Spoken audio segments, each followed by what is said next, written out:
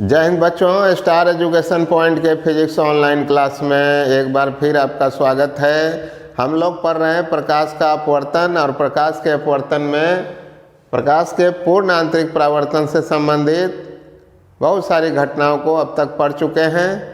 और एक घटना और हम बता देना चाहते हैं आपको, जो किताबों में रहती है। वो क्वेश्चन इस प्रकार से है, जो पूर्ण आंतरिक परावर्तन से संबंधित है कि जल में आंशिक रूप से डूबा हुआ परखनली काफ़ी चमकीला नज़र आता है, अर्थात परखनली का सतह काफ़ी चमकता हुआ नज़र आता है। ऐसा क्यों है? तो जवाब एक लाइन में हो सकता है। इसका जवाब ऑब्जेक्टिव के हिसाब से कि प्रकाश के पूर्ण आंतरिक परावर्तन के कारण ही ऐसी घटनाएं संभव होती है।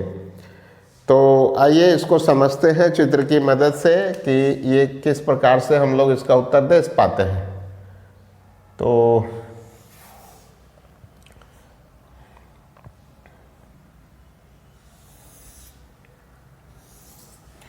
तो मान लेते हैं बच्चों कि एक गहरा ये कांच का एक पात्र है, ठीक ना, और इसमें जल भरा हुआ है। तो चलिए इसका जल का सतह भी बना लेते हैं। यहाँ पर क्या भरा हुआ है बच्चों? तो इसमें जल है।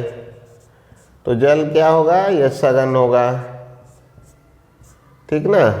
और इसी में एक परखनली ले लेते हैं।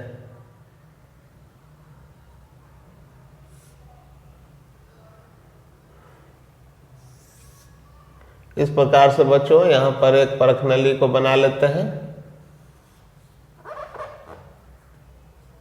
इस प्रकार से।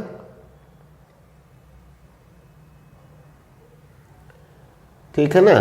तो इसके अंदर, परखनली के अंदर जल नहीं है बच्चों। परखनली के अंदर तो हवा है भरी हुई। यहाँ पर क्या होगा? हवा होगा ना। और हवा क्या होता है? विरल, ठीक है। और बाहर में तो आपका जल है, ये सब जल है, ठीक। ये जल है बच्चों।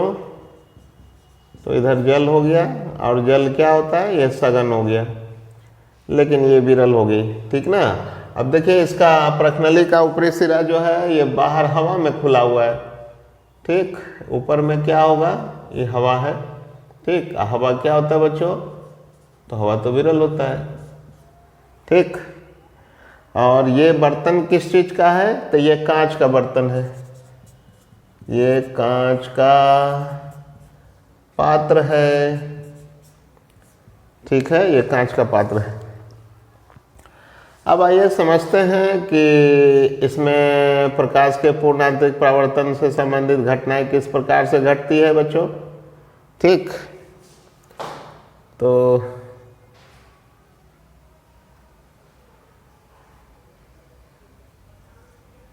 आइए थोड़ा समझ लेते हैं चित्र को कि किस प्रकार से ये चित्र बनेगा, ठीक। तो इधर देखिए, ये प्रकाश की किरण जो है किसी प्रकाश स्रोत से ये प्रवेश करेगा यहाँ पर बच्चों बर्तन में, कांच के बर्तन में।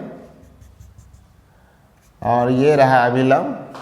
अब अभिलंब से ये प्रकाश की किरण क्या हो जाएगी? मुड़ के ये देख रहे हैं, ये परखनली के सतह पर आपतित होगा। ये कौन सा चीज है बच्चों? ये है आपका परखनली। कांच का काफी पतला परखनली है। तो जैसे ही आपतित होगा यहाँ पर, यहाँ देखिए ये अपवर्तन की घटना हुई है। और विरल से इधर क्या है? हवा है बच्चों। हवा क्या होता है? विरल। तो विरल से ये सघन में प्रवेश कर रही है जल में, तो अभिलंब की ओर मुड़ जाएगी। अब ये वाली किरण जो है फिर परखनली के अंदर प्रवेश करना चाह रहा है, लेकिन परखनली के अंदर तो हवा है, तो सघन से विरल में जाना चाह रहा है। तो अभिलंब डाल दीजिए यहाँ पर। यदि ये वाला कोण जो है सघन से विरल की ओर जाने वाली प्रकाश किरण के लिए, ये आपतन कोण का मान यदि क्रांतिक कोण से ज़्यादा हो जाएगा बच्चों, तो इस किरण का क्या होगा? ये पूर्ण आंतरिक परावर्तन हो जाएगा ये किरण का, ठीक ना। ये किरण पूर्ण आंतरिक परावर्तित हो जाएगी। और यहाँ यदि आप अभिलंब डाल देते हैं बच्चों, तो यहाँ से जब जल से हवा में बाहर निकलेगी तो ये किरण अविलंब से क्या होगा, दूर विचलित हो जाएगी। और इधर देखिए ये प्रेक्षक के नेत्र तक क्या होगा, ये पहुंच जाएगा, है ना। ये प्रेक्षक के नेत्र तक इधर पहुंच पाएगा। और प्रेक्षक जब इस किरण के सीध में उसे देखेगा तो उसे परखनली का जो सतह है वो काफ़ी चमकता हुआ नजर आएगा। तो यहीं पर देखिए प्रकाश का पूर्ण आंतरिक परावर्तन हुआ है, यहाँ पर, ठीक ना। तो आप शायद समझ गए होंगे कि हवा से चलने वाली प्रकाश की किरण ये कांच के पात्र से प्रवेश करता हुआ जल में अपवर्तित होकर परखनली के सतह पर आपतित होती है, जहाँ उसका पूर्ण आंतरिक परावर्तन हो जाता है जल के अंदर ही। और जल से जब बाहर निकलती है हवा में प्रकाश किरण, तो फिर से अपवर्तित होकर प्रेक्षक के नेत्र तक वो पहुंच जाती है। और प्रेक्षक का नेत्र जो है उसको जब अपनी सीध में देखता है तो उसे परखनली का सतह चमकता नजर आएगा, काहे कि परखनली के सतह से ही ना प्रकाश का पूर्ण आंतरिक परावर्तन हुआ है, ठीक है। तो आइए लिखते हैं इसको।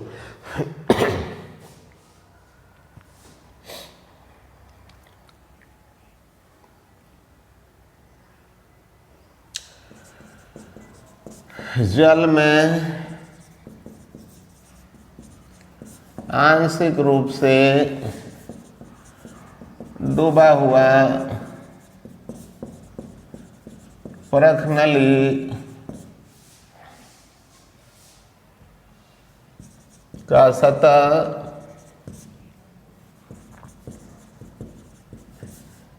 प्रकाश के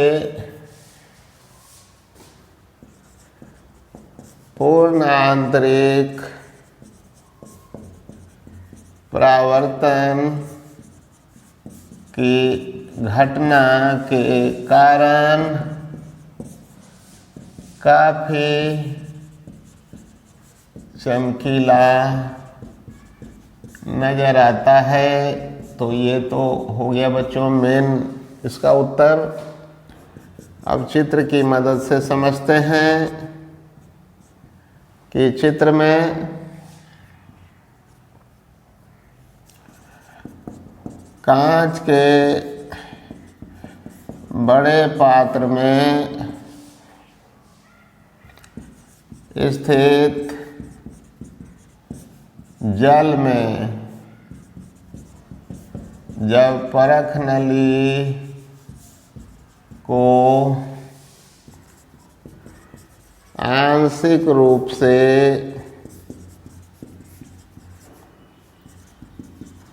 डुबाकर रखी जाती है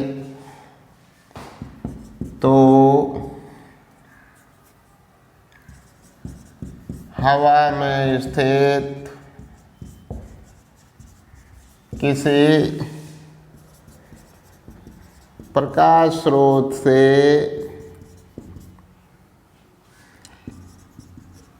चलने वाली प्रकाश की किरणें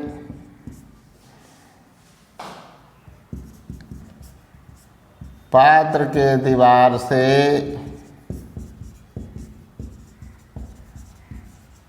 अपवर्तित होकर जल के अंदर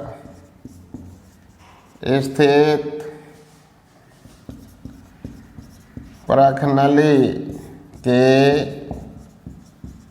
सतह पर आपतित होती है। आपतित प्रकाश किरण के लिए यदि जल में आपतन कोण का मान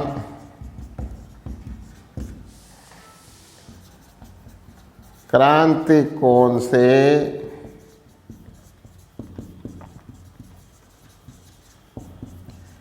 अधिक हो जाता है तो प्रकाश का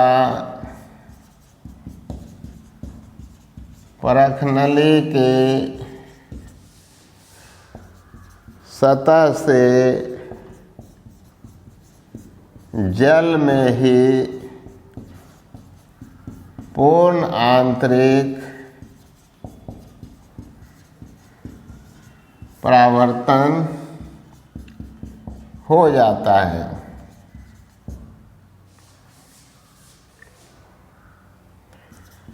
परावर्तित किरण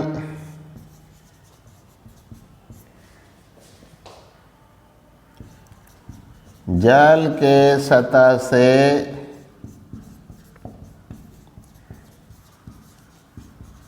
अपवर्तित होकर जब प्रेक्षक के नेत्र तक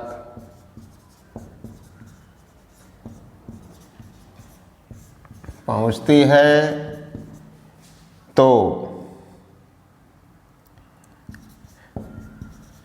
प्रेक्षक को